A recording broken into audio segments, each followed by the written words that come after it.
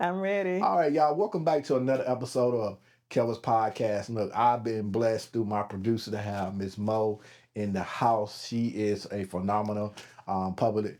Um, she do public affairs or public speaking and all kinds of things, branding and marketing. She does all that. So I'm gonna let her tell her story, her background, tell her about herself, and then we're gonna get this podcast jumping because she's a lot of fun, y'all. So I'm just excited to get into this podcast. So without further ado, Mr. Mo. Yes, hey y'all. My name is Shadonna, the Mo you know McPhaul. I'm originally from Fayetteville. Did 20 years in the Air Force. Yeah. Retired. Came back. Thank you for your service. Thank you. Like I said, I started a nonprofit while I was on active duty to help homeless veterans gain meaningful employment. Wow, And since that's then, I incredible. started the Mo You Know Yeah. to get this information out, to connect the dots, these strategic partnerships. Right. Like I was saying earlier, to leverage everything we got. We're not lacking anything. We're just not leveraging it the way we That's should. very true. And we just, I think, I mean, just to carry off that, you know, me being a vet too, it's just, we say in the Army is it's not about what you know, it's who you know sometimes, you know what I'm saying? And being able, someone like yourself, to come out here and start a nonprofit to leverage your ability that you had your experience in the Air Force, you know, being in public affairs, you know what I'm saying, and come out here and that's incredible. It started while you was on active duty. That is incredible. Oh yeah, so I know. And I like telling this story, and sometimes I'm like, I don't know. I think I'm in a good mood today, so I'm not gonna cry or cuss. So that's why I be hesitant to tell the story, but I'm gonna tell it. This is probably my second time telling it on camera. So yeah, so I actually wrote a book about it. Here you go. So while I was on active duty, my son, I have a 12-year-old son, Charles.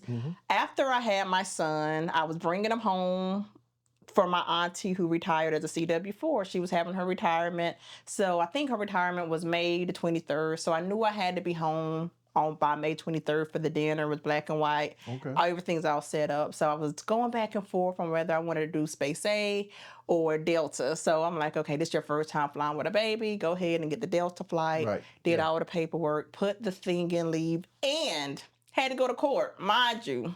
Me and my son's dad, we had to go to court. We're on the island of Hawaii, so I had to get the courts to say you can take this baby to Hawaii. This baby that I carry for 9 months, mind you. But that's neither here nor there. Okay. So did all that. You know, like I said, I'm admin, so I know the rules. I know how to get the leave number and all the things. I was a leave monitor. So long story short, get ready to pull my part 2 because I know the rules to come on and go on leave. I'm like, oh snap. The leave didn't go through. I don't have a leave number, so I'm calling down to the orderly room. I'm talking to the GS-15, talking to the Navy E-7. I'm just talking to everybody like, yo, Delta ain't gonna give me my money back. Y'all gotta make some shake. You gotta shake a little something. So they was like, oh, you're fine, you're good. So I'm like, okay. I got on the plane. Me and my baby got on the plane. So probably about 2 days into my leave, I get a phone call, and my supervisor was like, McPhaul, are you gone? I'm like, yeah, I told y'all I was gone. I emailed you, said, hey, I'm about to go. Right. The leave didn't go through. They told me it was okay. So I guess wires got crossed, and because I technically didn't have the leave number, and if you don't have the leave number, technically you're AWOL. Right. So, but you know what the significance of AWOL is. That means they could have kicked in my mama though. That means all kind of stuff. And they was like, well, if this would have happened, you know, you wouldn't have got your benefits and this and that and that, da, da, da. So now I'm like mad. I am big mad because I'm like, did you call my job? Like, no way. How you know I ain't at work? How you know I ain't at work if you didn't even call work? Right. So I was sitting there at Logan's right there, 5 minutes from Fort Bragg, home at 82nd. Like, do you think I really would have went AWOL to here? You're right. Yeah. To another From military. Hawaii to Fort Bragg. Right. Seriously, people. So, like I said, they did that. I get back home. I get back to Hawaii. They wrote me a letter of reprimand for being AWOL. Yeah. Wow. Yeah. So, like I said, I'm mad, right? I'm big mad. But I'm like, I ain't worried about it. I'm talking about God. They don't like when we talk about God. Right. I'm pointing to God. God gonna fix it, yada, yada, yada. So they did the whole letter of reprimand thing.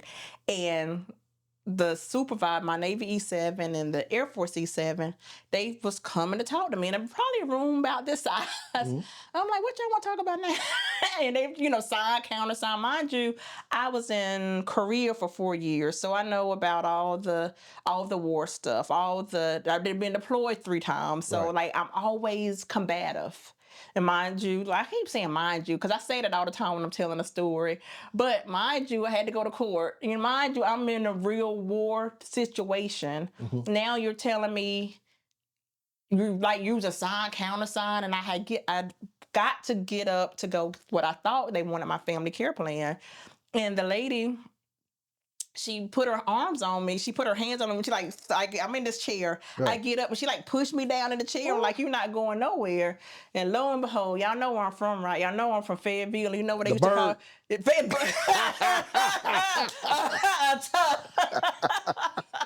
Yes, all the bird, Oh all the man. Fayetteville, Yeah. all the hood Right. done came out. All, not even the hood, all that combat training y'all done gave me Right. done came out. Uh-oh. Done So kicked in. now I'm tearing up these people's stuff, and You don't tearing other I people's was stuff? tearing up their stuff, Are you, man. Mo? I can't believe that. Yes, you can. Let me unbutton my jacket. I Oh. was tearing up the people's stuff, and I was saying if y'all don't get my baby dad, because he was at Schofield Barracks, Okay. Yeah. right? I worked at Kinnear. He was right beside. I Yeah. said No if y'all don't Schofield, get yeah. that, I'm gonna do this. And I was just, you know how you talk when you get mad. Yeah. Oh yeah. And I was livid because y'all know I'm not no AWOL. Y'all know I take care of people. Like, don't play with me. Y'all know I ain't had no sleep because I got this newborn, and y'all playing in my face. Right. And that's what it really boiled down to. Like, don't do that. And so that's how the nonprofit came. Because after I got my bearings together and had to go to the mental health ward, that's how I got my 100% to y'all. Document your stuff. If they want to play games and get it Yeah, document documented. it. You want to go to Triple? I damn sure do. Yes, let's go. Because that's where my baby was born. That's where we're going to circle the block. Yeah. And we're going to get this stuff documented. But like I didn't know. Like, I just blacked out. And come to find out, this is Mental Health Awareness Month. It was cytosis. Okay. And I didn't know, we could just call it shell shock. Right. That's Or true. whatever we call it. But, it was a real thing. Before you know it, I was cussing and fussing and tearing people's stuff up because y'all know y'all was wrong. Never got an apology, but that's okay. I get my money. That's the main thing. That check. I Believe get me. my check. But you know what?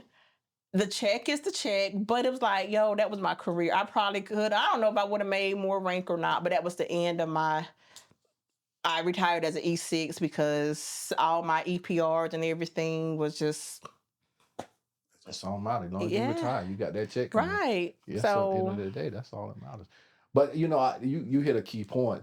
A lot of people think, especially in different branches of the service, you don't necessarily, you've been in combat, but you don't necessarily have to be in combat to have post-traumatic stress. It could be life and just the situation that you were put in at that moment can trigger you.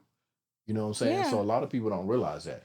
I tell people all the time, I've been in a lot of combat situations due to my job, years in the military, but sometimes it's just life being in the military and the stress and being a new mom, like I said, not sleeping, and all you had to go to court to get even leave and all this stuff. You know what I'm saying? So post-traumatic stress can hit people in different aspects of, and I just want to make that point clear. And so I tip my hat to you, old bird. I'm glad that God brought you back down, got you back level-headed. You know what I'm saying? He did, and he always will. And that's what I realized too. When I in Hawaii, there's a lot of homeless folks, and I'm like, in my mind, I'm like, they're no different from me. They sat in the same chair that I sat in. If I don't get my mental together, and I think that was a lot of people lost their mind for whatever reason. I'm like, when you have people that's supposed to be taking care of you and they don't, that betrayal is what really got me. Like, I move heaven and earth. Until you see how I move with people to this day. Right. And I think I go that much harder because of what happened to me, because of that's a trauma response. Me going above and beyond because I wish I had somebody to do that for me. Right.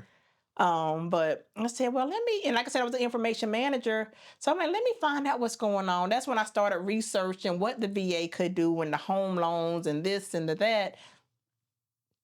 So, I was watching Joel Osteen, Bedside Baptist, because, like I said, with a new baby, you really don't want to take him to church because he's crying and stuff. But God was like, lawyers, accountants, this, that. So, did the paperwork. We started feeding and doing all the things. And like I was telling you earlier, after that situation, after I zonked out on everybody, now I'm the bad guy. Right. Now they want to assassinate my character. Now I'm the angry black woman. Now they digging up everything you can dig up. Now, all in my PF. Oh, I had a late thing from AFES. One thing, pay an AFES bill. Baby, listen, they was on a lot.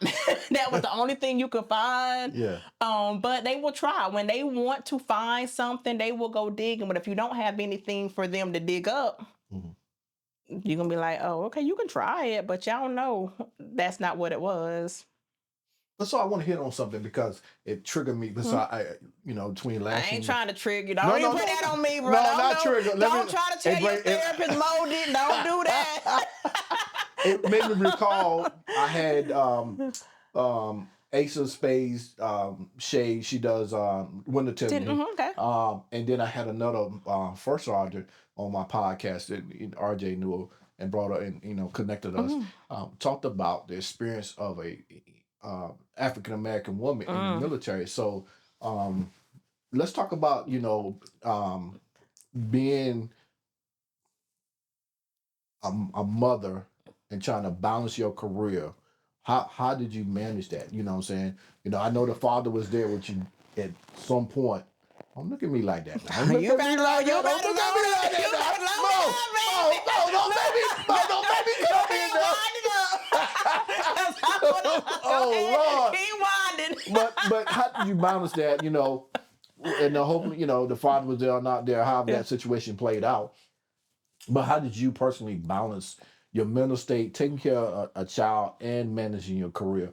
And then you had deployments in there, so I'm assuming your mom probably had your son or your aunt at some point with your family care plan. But talk to us about how did you personally manage that? So personally, what did I do? So first, my mom came out there when I was pregnant. She came out there in October, so she was there for the birth, and she left in like February, March. So that was good. Life was great when I had all the help. And that's where I think it went left at when I was like, oh my God, I got to do this all by myself. Yeah. So I'm like, I told you I was an E6. I felt like an E1 all over again. But I'm like, okay, I'm going to do it. Okay, we're on a schedule. We got the bottles. We got the this. We got the that. Right. And so that's why I was taken back. I'm like, yo, I'm doing this, right? Everything's good. Because the thing is, too, I was like 34, 35. So I was like, I was a 16, 17. Right. So I had some experience behind me. Maturity with it. Yeah, maturity. So that was that. So I was able to, okay, hey, y'all, I'm getting out 4:30. I got to with my baby. You have to put in some real boundaries. You can't do all the things. You can't be in the club. You can't be, you really got to focus on what you're focused on. So that was one of the things I had to do. As far as my son's dad, he was there, but we really didn't talk. Like I said, we did the whole court thing, and he had got married, and that was another thing. When I'm the type of person, I'm like, listen, you're all in or you're all out. Because I can do it by myself, but I can't do it when you half in, you half out. I got to know, even to this day, consistency. Like, if I got to do it, then let me do it. I can't depend. If I can't depend on you, you can't even rock with me personally or professionally. That's just something, because you have all this stuff on my plate. I can't be fooling with you. Right. And you dropping the ball. So I just did it. Like I said, then after all that stuff happened, the AWOL and all that, so my son did have to come back to Fayetteville with my mom because he didn't have a family care plan. Like I said, I'm single, and that's a part of the thing. So I sent him back to Fayetteville, and my mom took care of him. Like I said, I had probably 2 or 3 years left to get to my 20. Right. So my mom was like, you bring them here, you finish, secure the bag. We got him. Yeah. And thank God for mother. Right. Yeah. So when I got him back, I'm like, because now it is warfare. It is spiritual warfare. Now I said, I don't want my baby to be collateral damage, because whoever I got to get you. So I had to do what I had to do. And there was a lot of challenges. There was a lot of animosity. There was a lot of, you was in the military. You know how Right. men treat women.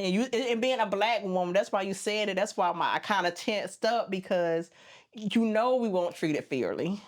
Yeah. You know it. Yeah, even as a black man in the military, Right. I personally, and I've said this on this podcast more than once. I personally experienced.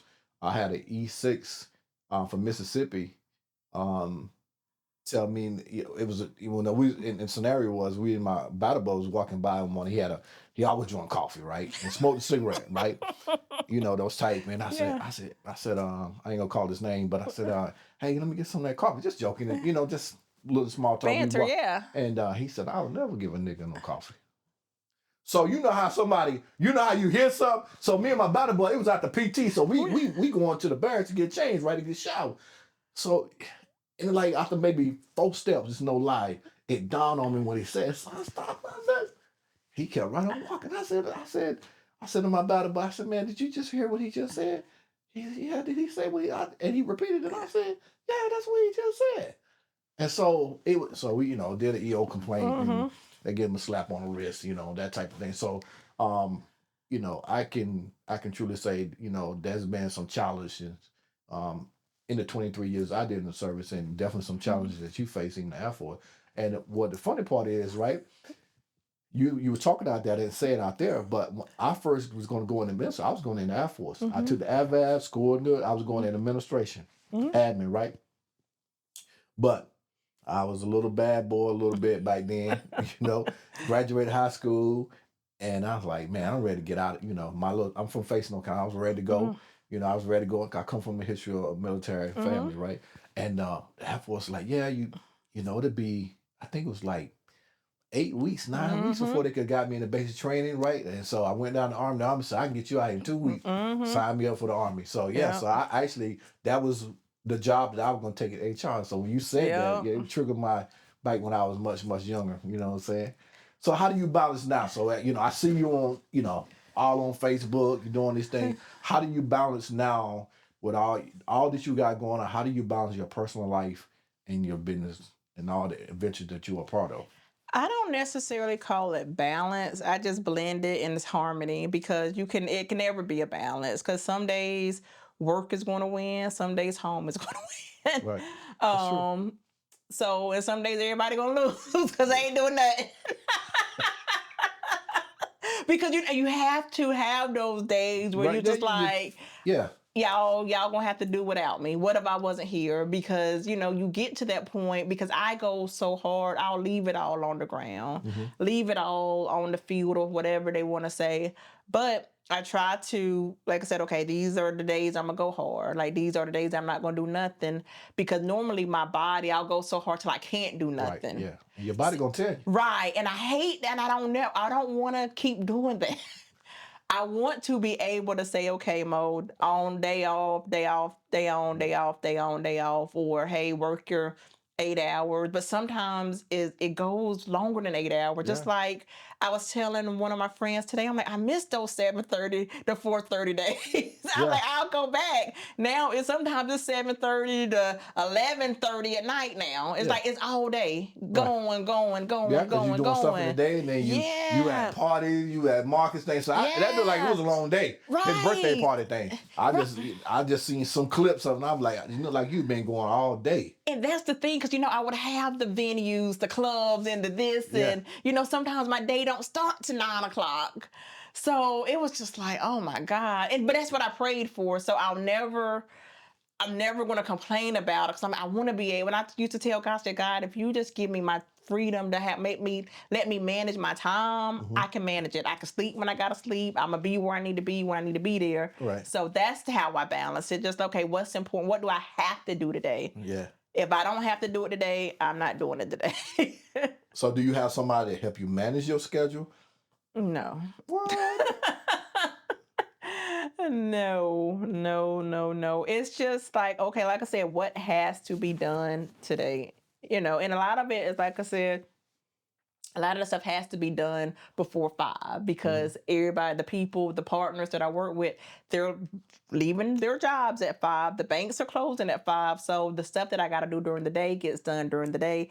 And the stuff that I can do at home anytime gets done at home anytime, which I'm trying to get away from that too and trying to make it so home is home, work is work. Okay. And like I said, I would love to have somebody to come and say, "Hey," and I'm getting there. I did. Shout out to Kayla. She's gonna be helping me with my content and all the things. Right. So we're gonna see. So what are some of the big campaigns you worked on? So some of the big campaigns. So my first one, shout out to Jerome Scott, the insurance guy. Worked with him, as you said, Marcus and Terrell, the Marcus Dot Salon. Excuse me. The E. Smith Sports Hall of Fame, Alumni Sports Hall of Fame, Inc., powered by Jerome Scott, the insurance guy, and the Covington LLC. Okay, hey, that's a you gotta plug the sponsors. Hey, you put it together so well. You gotta plug. That's what I mean. So you gotta plug the sponsors because they paid a lot of money for them naming rights. So let me get it together. Oh yeah. Like I said, I have some, like I said, smaller nonprofits, some smaller businesses. They're not necessarily smaller, but I haven't been working with them for as long. So, like I said, the E. Smith is my 4th year doing that with them. So, that's, you said the bigger ones. That's one of the bigger ones. One of the longer ones, I would say. And you were just at an event. You were met Richie Pett, the restaurant. Richard Pell, God. Let me tell you guys. So about the 2nd of May, I went to the North Carolina Sports Hall of Fame because we have Jimmy Ray, who was a graduate of E. Smith, and he takes E. Smith with him everywhere. It's always in his bio. Right. So I went to the North Carolina Sports Hall of Fame in Greensboro. It was phenomenal. I seen that. And Richard Petty, I'm like, listen, they don't get no bigger than Richard Petty. He's a legend. Right. I would have loved to meet him myself. I've always followed him. Yes. And he walked in and I'm just like, had his hat and you immediately, and he know he's Richard Petty. So everybody, he was just so nice. He shook all the hands, took all the pictures, and it was just phenomenal. Yes, and then before that, I went out to Canton to the Pro Football Hall of Fame. I've seen that too. Yeah, so Jimmy's in there too. So like I said, just building, trying to build the the relationship. Right. The show. Okay, y'all, look at what's come out of Fayetteville. Look at what came out. Even though y'all know I didn't come out of 1800 as an old boy. Let me know. But what came out of Fayetteville, and that's what I want these kids to understand. There was people just like me and you that can do phenomenal things. So that's why, I do a lot of the things that I do to show these kids, hey, you can do what you want to do. You may not be a football player, basketball player, but whatever your gift and your skill is, you can hone it and take it as far as you want to take it. So what campaign has the most significant impact on your life so far?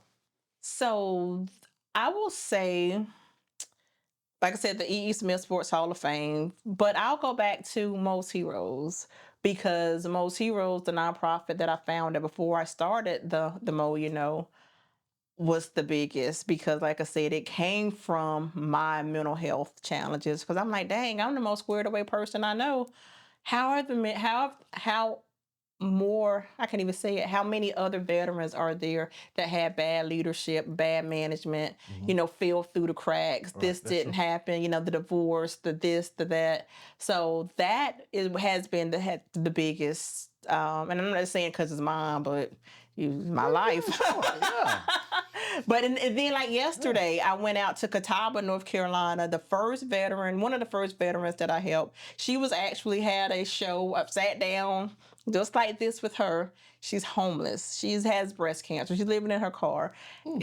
So she called me yesterday. Was like, Mo, I closed on my house. I want you to come see it. I want you to be the first person to come see it 12 years later. Right. So I say all that to say, don't give up. Yes, we're out here fighting all these battles. And she was like, Mo, you wasn't scared? Like, girl, I'm from Fayetteville. I ain't scared of nothing. Nothing. Too sick. Look, Bone Crush ain't never scared. Like, scared of what? You know who my mama is. I'm scared. Who am I scared of? So I have to ask you, being from Fayetteville, what is your take on the recent? And I would say, and I've talked to several people about this because it's my personal Mm-hmm. outlook on this. What would you say? What is the solution? Because we know what the problem is. What is the solution to the tremendous increase of violence in Fayetteville?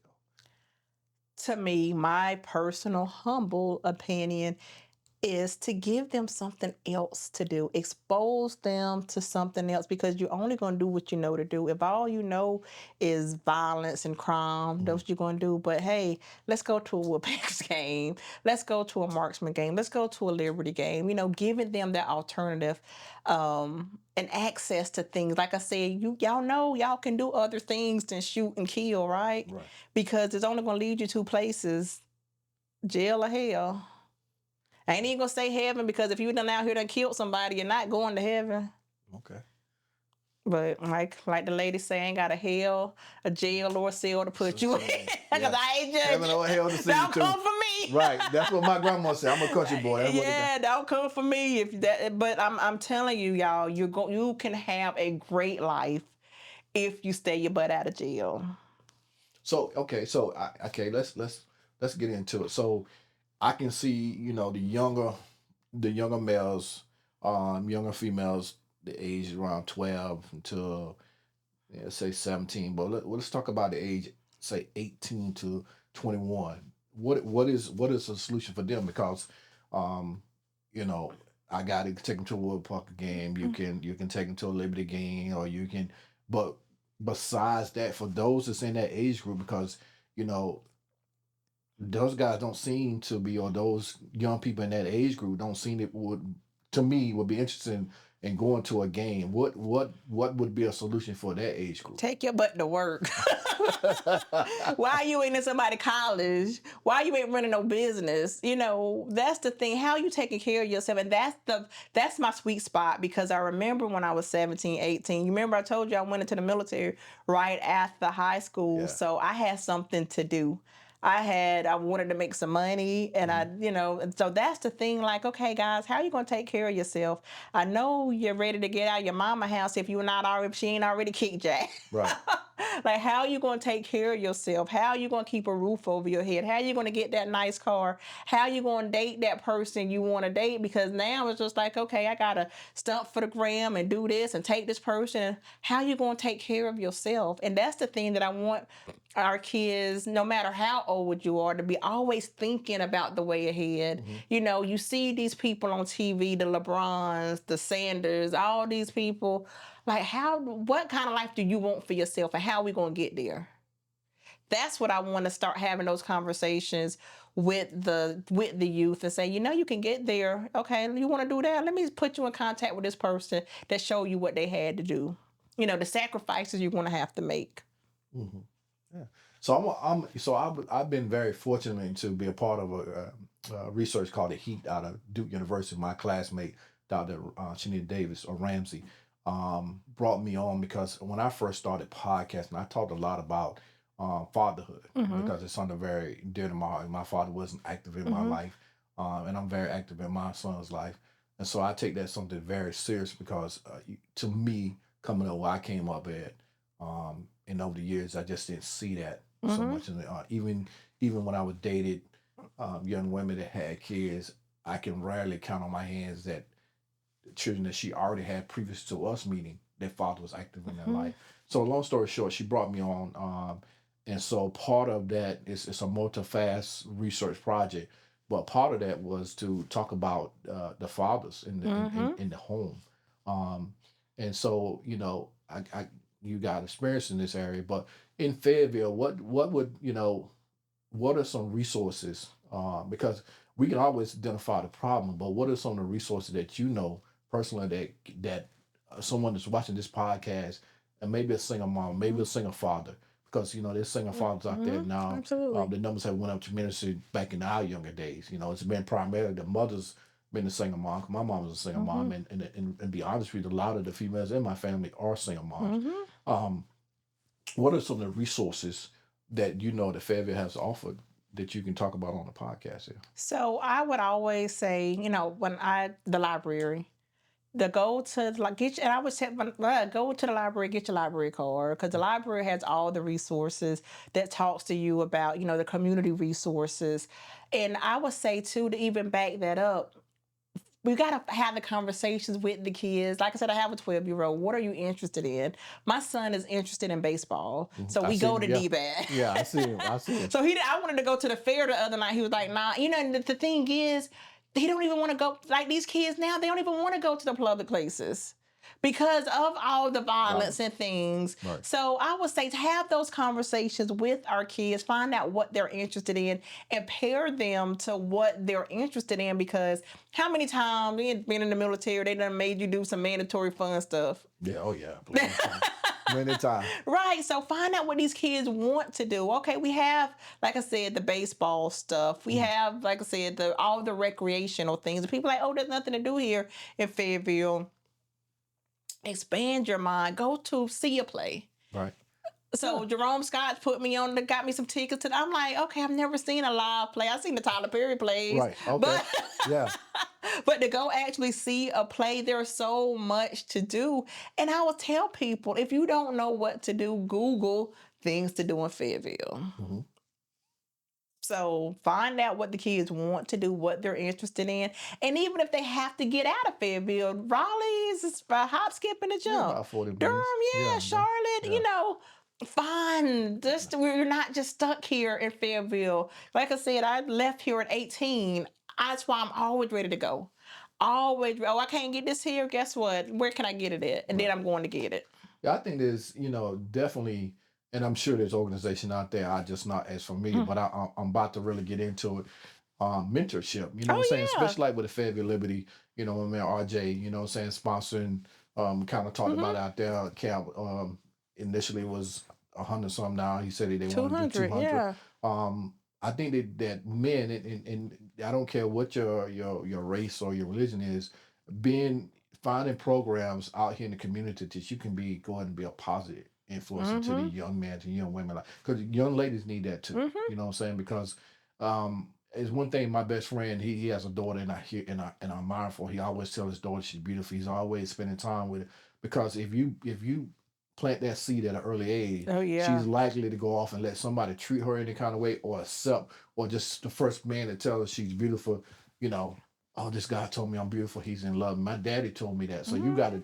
My daddy did all these things for me. So you got to do a little bit better than that. You know what I'm saying? So I think that's for men and young ladies, that that mentorship, not only from the father but the mother. It takes two. Yeah. It takes two to foster a good home. So yeah, so definitely, I like what you said. So and I'm definitely want to partner up, with some different organizations out there, to do that. There are a lot of mentorship organizations for boys and girls around here, and I tell people just find the one that's going to welcome you, that's going to feel like home. Right. Just like when you go to finding your home church, finding your home when people go to colleges, find something that you can resonate with, that they're going to make you feel like family. Because sometimes, like I said, your family, once you get to a certain age or certain level, you got to find those entities that welcome you and that you want to be a part of. Because I know, like we were saying earlier, like I'll take my ball and go home. The men, she told me. Right. I was like, really? What?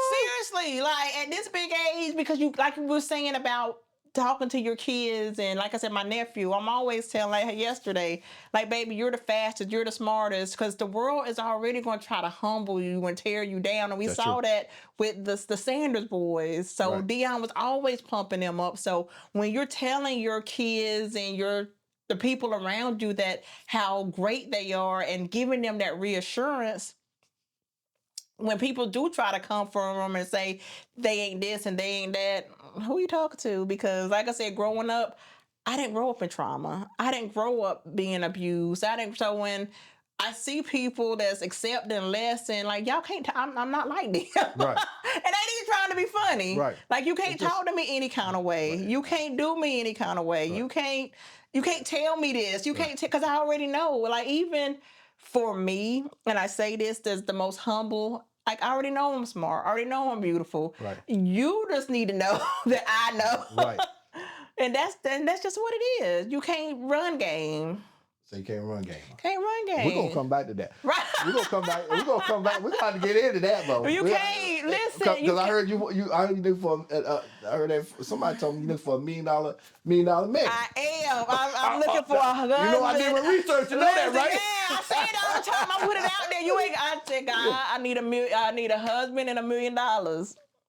So the husband got to have the $1 million. You just want the husband and the $1 million. The husband and if he come with it now. Oh, okay. So that's a double bonus then. Right. If you come with it. You know, I'm about to go. I'm ready to say now. I know you're not like these women on social media that you want to date a man and that's all this and he can't take you to Applebee's and all that kind of stuff. You know, you got to cash out you $750 before you come take you out on the first date and all that kind of stuff. That is, we was, joking about that earlier. I'm like, is that how y'all really live? Because like I said, I'm from Fayetteville. People in Fayetteville, they ain't really got it going on like that.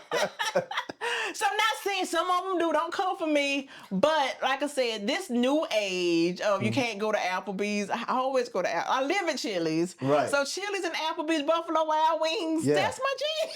Yeah. So when people start saying, hey, what's wrong with Cheesecake Factory? Yeah. But now you gotta take me to you gotta take me to Longhorn. Okay. Yeah, that's my spot now. Yeah. Okay. You hear that, man? Longhorn. Yeah, you gotta take it to Longhorn. We gotta go to Logan's. Oh, Logan's. Logan's or Longhorn. Okay. So let me ask you this then. So since we on that ram, somebody came on my podcast and they told me the dating pool is full of pee. Ish. And see, so yeah, and add that onto it, right? So what's been your experience? You've been back in Fayetteville in a while, and very beautiful lady, smart, intelligent. You got it going on. You got my favorite color on that blue fire. You know what I'm saying? We gonna represent that blue. Y'all see that blue right there? See what she knew what time it was. So, but seriously though, what do you think about the dating scene right now? To be honest, I put so much into work, and I'd be like, like you said, I'm over that. Like, but you know what? Nobody really hits on me. What? Right? That's what I'd be like, what's wrong with y'all? But it's okay, because I think too, how I carry myself. Like, you can't just run. You can't just say whatever and do whatever over here. It's rules and regulations. Oh, not rules and regulations. It's rules and regulations. Like, I ain't saying I'm all this or all that, but you gotta have some sense. Because my thing is too, it's just like I know what I have to gain. And how they say, if people will help you, how do I say this? If they can't help you build or they'll help you lose anything you got. And I'm like, I don't even take those risks. So we was talking about your boy, Unc. Yeah. Why even put yourself like in that? Ain't nothing wrong with that. I'm trying to tell you. Ain't nothing wrong. She was legal, y'all. Ain't nothing wrong with Uncle. Want him some young woman. It ain't so. And it was so funny. I went to Virginia State with one of my clients last week, and the little gentleman that do the camera stuff, they come up to me and asking me this, that, and the third. And I'm like, all that stuff had just happened. I'm like, there is nothing I can do with this little boy. Cause I'm not knocking nobody, but just for me. But to each his own. Right. To each his own. Like, dude, what are we gonna talk about? Can you even afford to take me to Longhorn? Like, there's criteria. And like I said, I ain't got a bunch of money like Shadonna. Me neither, but we're gonna have to talk about this on the Kelvis podcast now, because that's why I initially started talking about relationships. Yeah, and I switched. My team told me we switched into my host, but we're gonna go back to my roots where I started out from now.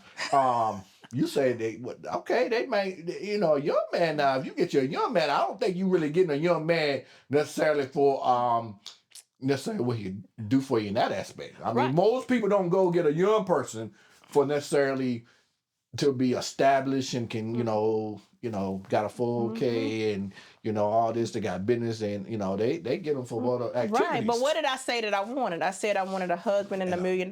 This young person ain't ready to be nobody's husband. And I'm sure he ain't got no $1 million. Probably ain't even got the mindset to help me get to the $1 million. Right. So the criteria, it ain't that you're young. Is you just you may or may not meet the criteria that I'm trying to get to.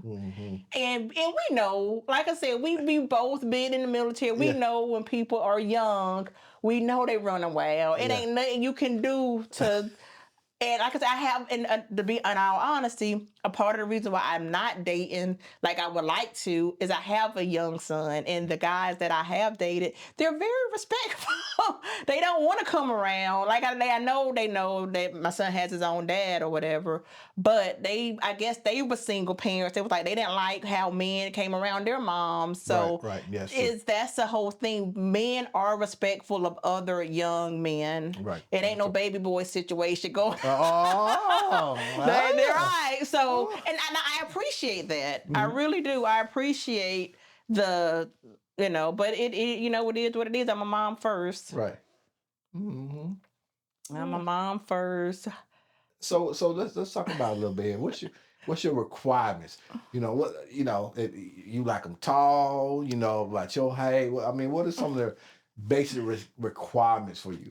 Man, if you saw the dude, it's not a list. It's not you got to be 6 foot or this or that. It's just like, do you treat me well? Mm-hmm. Do you got good sense? Do you know how to sit down? Can we have a conversation? Right. Yeah, so all that superficial stuff, it don't even matter because we're not having no more kids, so I don't need your gene.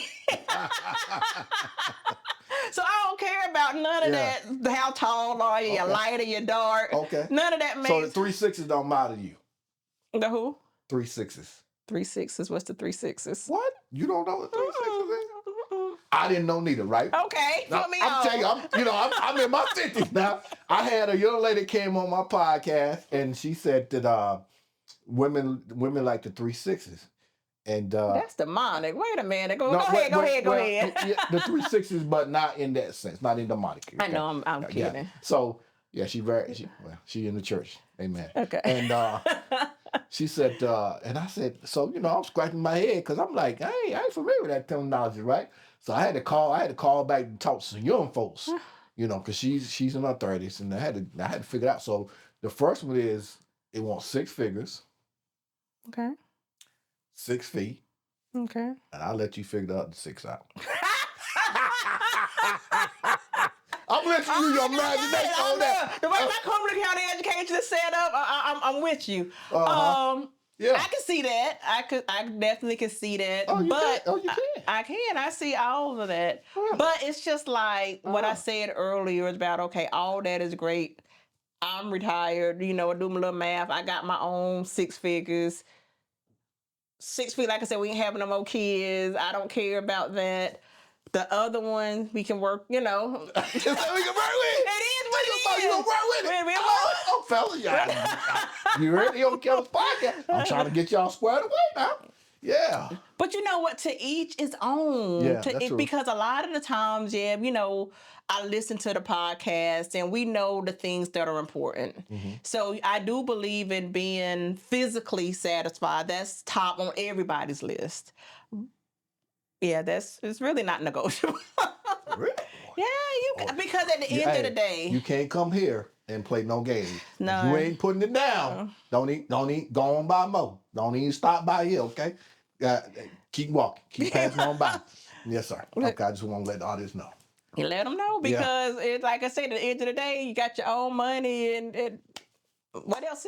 Not saying that that's all it is that you want from a person, but at the end of the day, you got to be real with yourself and what you really want and what you really need. Got it. I got it. So let me ask you one of my most famous questions that I always ask people. What is your definition of unconditional love? Unconditional love. Oh. My definition of unconditional love is loving somebody through the good and the bad, they bad days. And what we talked about, most people, they have a lot of trauma. Loving people through the trauma, loving people through the spazzing out and all of the things. A funny story. Most of the guys I've dealt with, they know I'm crazy. And they deal with the crazy a little bit sometimes. Yeah. But we talk about my son's dad, right? I remember one time when I just found out I was pregnant, and I yelled and screamed at him or whatever, and that brother walked out, that boy walked out that door and never came back. You screamed at him one time, he left? I screamed, he came again. My son always say, my dad went for the milk and never came back.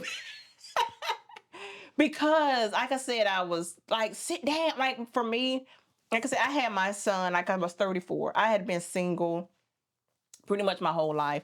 I'm used to a very calm life. That's why I can't deal with the chaos, the running in and out. That's why the things that matter, because I know me. I know I'm going to get irritated. I know I'm going to get agitated. And we ain't even going to do that, right? So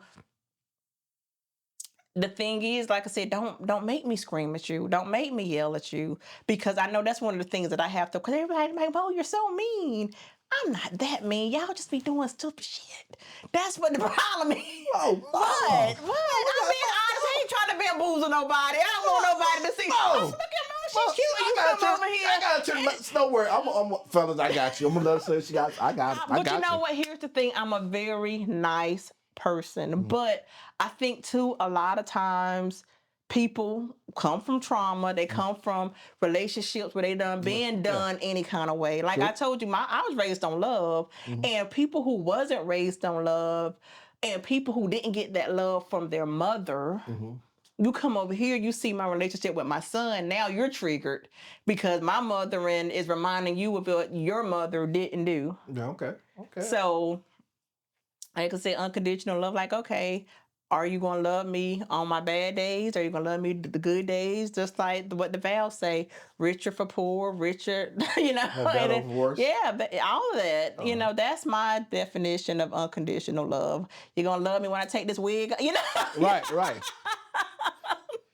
So, yeah. Mo, get your phone. I'm gonna give you some pointers to help you out. Oh my God! This is free from all my audience out here. I'm gonna help you man folks out. Okay. Because Mo said something. I need to take notes, or can I put it on audio? You can put whatever. Let me cross my Okay. What are we doing? Let me go on my Kelvis podcast relationship teaching moment. So understanding that you had, certain things trigger you. One of the main things, and I can speak for many men when I say this, it's about respect with us. Now at 52, when you said you baby father, you yelled at him, whatever. See, at this age now, I tell people quick, if you yell at me, first of all, I'm gonna put a disclaimer. I was raised by a single mom. I see my mama go through a lot, so I was never raised to put my hand on a woman. But you yelling at me, in my mind, I'm starting to look at you like you're crazy. And I'm thinking about shaking you. I ain't gonna hit you, but I might grab you, And just joking, y'all. I'm not gonna do that. And I'm from Fayettevilles. If you what? I ain't know. What you want to do? What? Listen, I already know. If we go to a CCJ, I'm getting there. You not. See what I'm saying? I said I was joking, y'all. I wouldn't do that. But in my mind, though, I'm telling you, I'm being honest. I'm getting out of CCJ. I'm just saying, I'm not gonna do that. I'm just gonna put that disclaimer. But in my mind, I'm just gonna be honest. I'm thinking in my mind, you talking to me crazy. So I think, I think a lot of times, I was just having this conversation with somebody earlier today. It's about how you talk to me. Because men is about respect and how you communicate with us. You know what I'm saying? You can get, it's just the same when it comes, you get more from a honey than you can the other word. You know what I'm saying? So it's all about how you communicate. That's the biggest problem in relationship is how you communicate. Because if you start talking to Kelvis crazy, I'm gonna tell you what's gonna happen. We're gonna see, because we're gonna see, cause back in my mind, see, I'm triggered too. My trauma gonna start acting up, and I'm gonna be like, who she think she talking to? Okay. So you got to you got to calm it down. You got to be able to talk to a man in a manner that it doesn't degrade him. Because I think a lot of women, you want a king, but you want to talk to me as a child. You want me to be your king, and in this hypothetical. But yet when you get mad, you talk to me as a child. You degrade me. And another thing I don't do very well is if you get out in public and you think you're going to talk crazy to me. Now we're going to have some real problems when you think you're going to get in public and talk to me crazy. Now, I'm just going to be honest.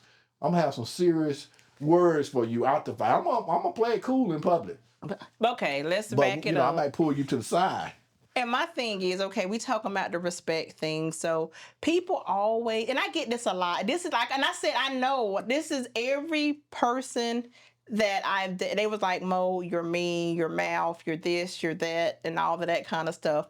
And I can understand, because I take it there, and I know I go from 0 to 100 real quick, but that nobody ever, they don't look at the disrespect that makes me go there. They don't. Right. And it's just like, you Right. think you better sit here and talk to me like Right, this? And right. it's gonna be everything gonna be sweet. Right. No, I Right. don't know where you gonna better go over it's there. a put your respect between the two. Right. Because as a man, I can say you're my queen, but I treat you like you're my child. It goes both ways. And honestly speaking, it goes both ways. You know what I'm saying? So we have to both men and women have to have a level of respect for each other. And a lot of times, sometimes my mom always say, if you ain't got nothing good to say, just be quiet. So a lot of times you need to table that. Say, you know what, babe, we'll talk about this later. And you go off and do something, and then we come back and we find the words, write it out. Sometimes when I went through therapy, one of the things they taught me was to write it out. You know what I'm saying? And come back to each other and talk to each other as if we love each other. But yeah, we have some disagreement, and let's try to find common ground. You know what I'm saying? So, because you start yelling at a man right off. Man. And a woman too. Like I said, I have a friend right now. We just real friends, mutual friends, and he's took it there, and I'm like, man, I'm like, with all due respect, because I don't want to disrespect, because I know the respect is really important. So it was so funny. I'm like, okay, let me calm down. And the thing is, I calmed down, and now so much time has passed. I'm like, man, I ain't talking to that man. Now I don't let too much time pass. But before I say, and I was just had this conversation with one of my friends, is before I say anything disrespectful, like I said, I won't say nothing. I will table it. I will walk away. But then it's like at that same time, I'm like, dang, out of sight, out of mind, because I done went on about my life and ain't even did. So you got to be careful with that too, because I'm the type of person, what I say, I'm going to take my ball and go. Right. If we don't fix it right then and right there, and sometimes too, I always tell people, is it even worth fixing? Because I'm only putting time. I have a limited amount of time and energy. I'm only putting time and energy into people that I see is my husband or is going to help me make this $1 million. And if we're not even talking about you being my husband, you can just go on. And that's where I am with it now. So let me ask you a question. So you say, if you're not talking about being my husband, at what point do you feel that in a relationship that is the conversation piece? I mean, me and you just met, we met through RJ for hypothetically, you know what I'm saying? And, I said, hey, listen, let me take you out on a date. And we go to Longhorn and get you a nice steak and all that. But I know that information now. Right. You know what I'm saying? And we start talking and we conversate, we texting and this and that and other. Just say 90 days pass by. So, what in your mind, where do the conversation of being a husband play a part, or is that action versus words? Oh God, yeah, action all day, because like I said, we're at a certain age now. You're supposed to have all the things checked off. Do you want to first? Do you even want to be a husband? Right. Do you want to settle down? Do you want to be somebody's stepdad? It's all of the things, because a lot of times women, I know me, I'm very delusional. I'll be done married somebody in my mind. They told them nothing. We already married. Already and he married. told us, boy, I like them. So, and that thing too, we go back to that communication. Yeah. You have to communicate out loud. Right. And I don't communicate out loud all the time. Right. Yeah. So, but when you do say, okay, hey, this is what we're going to do. And I tell people all the time, personally and professionally, be clear on your motives. Your intent, your motives. A lot of time with the crime, you hear motives, you think of it as a negative thing, like, oh, you had a motive to do this, your motive to do that. Right. Okay, what is your motive? When you come over here, when we talk about business stuff, are we trying to get to the money first? Are we trying to get to the community first? If you let me know what you want to do, I'm gonna get you there. Okay. If you're honest, don't be lying. And I think too, men have gotten better. They still lie, but I'm appalled that you said that about. We do not lie, man. They lie, but they are very clear. If they don't have a good intentions, hey, this is the intent. This is what it's going to be, and you either take it or leave it. And that's where I appreciate. I'm gonna leave it, but thank you for being honest about that little piece. But you lied about everything. We just for the record on Kelvis Podcast, we do not lie, us men. Okay. Charlemagne the God, black men. Well, him and Lil Duval had that whole thing. Yeah. But my thing is, as single people, you're entitled to live your life how you want to live it. Put up your boundaries. I don't Let like people that. know I don't what like that word. you don't like boundaries. No, I understand what boundary is now. I got a little third grade education. You know Okay. what I'm saying? But I think for me, someone in my past used that word in a way that was so negative that I don't like using that word boundary. Yeah, I can see that. I can respect your limitation. Let's just use that word. You have limitation. You have a left and right limit. Yeah, But that's boundaries, some army stuff right there. yeah. You know, That's, I got my left and right limits, right, you y'all. got your. I'm You like, know what I'm that's some saying? straight arm. I'm And like, I got my oh 50 meter target and Lord. so on. But yeah, you know, I think people can take a word like that does have meaning to it and significance to it, but they can use it so much into a way that it becomes a negative, you know, in someone's life. You know what I'm saying? So I don't like that word. I just don't Yeah, like that and word. you know that's the new buzzword. Is You it? know, being what we say, boundaries and intentions. But the thing is, you know, having it all comes back to the conversation. It all coming back to being real and authentic with Yeah. what you really want, what you're really looking for. And to not to play those games. And you like at this big age, nobody has to play games. And if you're still out here playing games and playing with women's feelings and men's emotions, because I'll tell you what, when men, they don't do all that emotional stuff. If you get a man to show you, and you got one shot.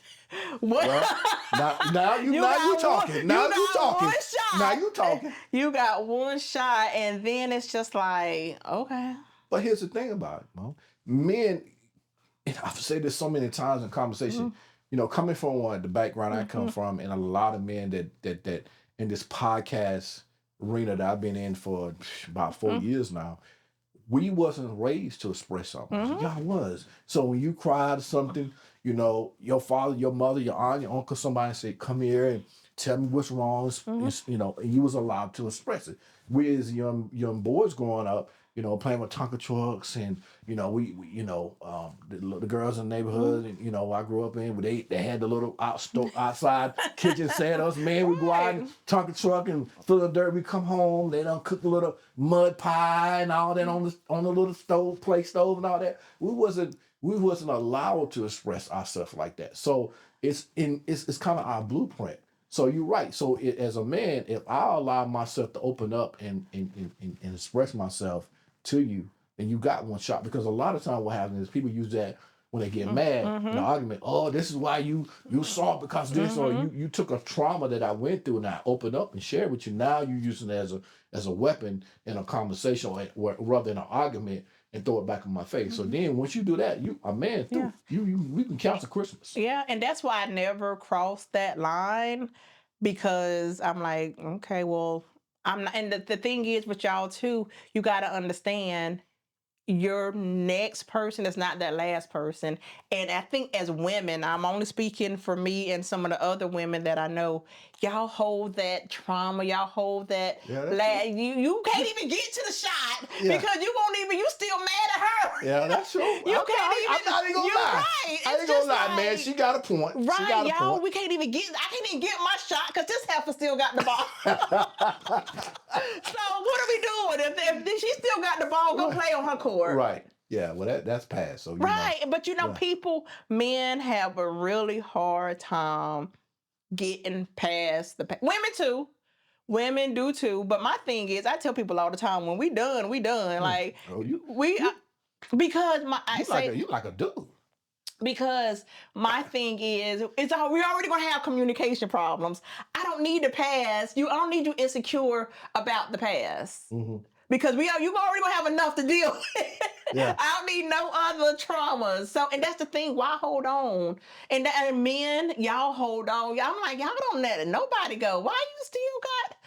And that's the thing, you have to start, and I watch a lot of podcasts, you know, we talk about the trauma bonds, the soul ties, until you start cutting that off and leaving that past in the past, the future ain't never going to future. You never going to get to that vulnerable spot where we can be vulnerable, where we can share this story, hey, this person did. And I'm not telling you for you to walk on eggshells, because I'm telling people, hey, this is a trauma. This is a trigger to avoid it.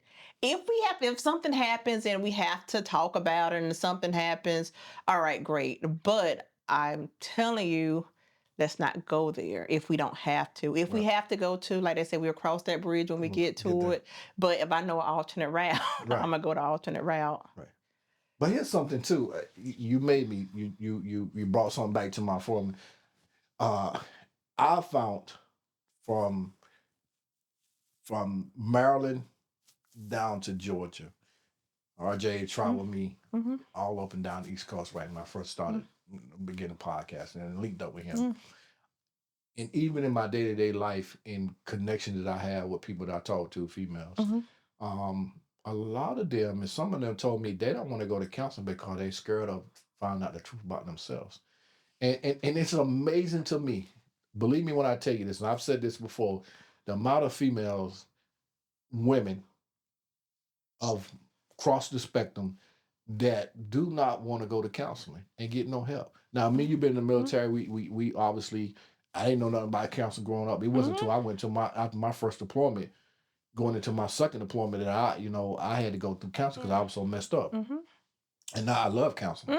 But it's a lot of women out there, and I'll just say this: a lot of black women are afraid to go to counseling and find out, because, and I tell some women that I know personally on that level, you have some trauma from childhood, things that happened to you from a child that you're still carrying, and you wonder why and it goes back to a lot of relationships for men and women don't work out because you're still carrying trauma from a child, and all it takes is just one word or one action that someone does, and it brings it from the subconscious back to your memory, and it makes you react to it. So to me, I just don't get why you do not want to go to counseling. What is that? So because it's not going to do nothing here, because that person has nothing to gain by besides you paying them or your insurance paying them. Other than that, they don't know you from Adam to Eve. Yeah. So what they tell is obviously is their recommendation, or they're giving you some tools that you can use. You can choose to use those tools or not choose to use. But I don't understand why so many, and I'm literally talking hundreds of black women that I have sat down and interviewed that don't want to go to counseling. That accountability. Nobody wants to be accountable and responsible. Wait a minute. Say that word one more time. Accountability. Now you're gonna tell me. But you're gonna make me shout here. I'm about to get up and shout. You're gonna tell me that I'm not everything I say I am. You're gonna tell me I'm not the greatest thing since sliced bread. You better go on preach. You better preach. And that's the thing. Like I said, like I told you my story. I had to go to counseling. Like I said, you get that hour to tell about your mama, about your daddy, or your brother, your sister, your ex, the dog, everything. You get to be you get that 1 hour to be completely honest. If you're not honest with yourself, you're not gonna be honest with nobody else. So I always tell people, get to the root of why you mad. Right. If you can get to the root of why you mad, we can solve it. Like you still. People do not want to, and it's like, you might not want to hurt your mama feelings, your daddy feelings. Right. So I'll tell you this: for my birthday's Valentine's Day this past year. Me, my mom, my stepdad, stepmom, my brother, his wife, my son, we all went to Hook and Reel because I'm always the ones that throws the parties, and I'm like, you know what, y'all ain't never threw me no party. We've never had no dinner. We've never done this. Y'all never celebrated me. I do all this for everybody else, but I said, Mo, you're for 40, my mama say 50, but I was 47. Like, Mo, if you want a party, throw it a party. Invite the people. Be intentional.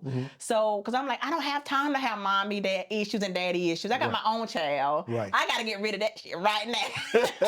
I got a whole nother set of issues. Right. If I don't fix those things that are broken, it all comes back to maturity. Like, okay, if you want your parents there, because we all get along.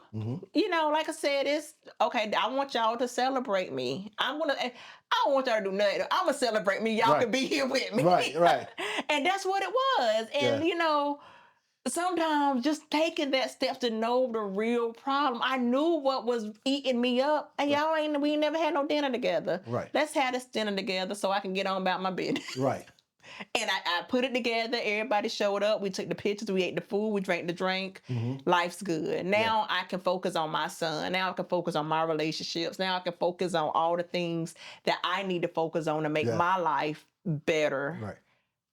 Just being honest with Yeah, yourself. yeah, I love it. Boy, boy, you done made my soul shout up in here. We done had church up in here, y'all.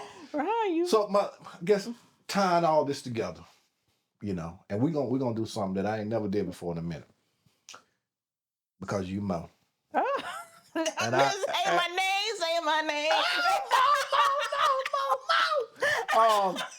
So at the end of the day, when you hang up your gold shoes, Right, my gold and you shoe. hang up that blue royal blue Zeta color Sigma Phi blue, amen. What do you want your legacy to be? I want my legacy. I want people to know that I cared. I want people to know that I would give you this blue dress off my back. Mm-hmm. I want people to know if you need it, then Mo will be there to make sure that you had it. So that's what I want people to know me for. I'm gonna say this for philanthropic philanthropist. Yeah. There we go.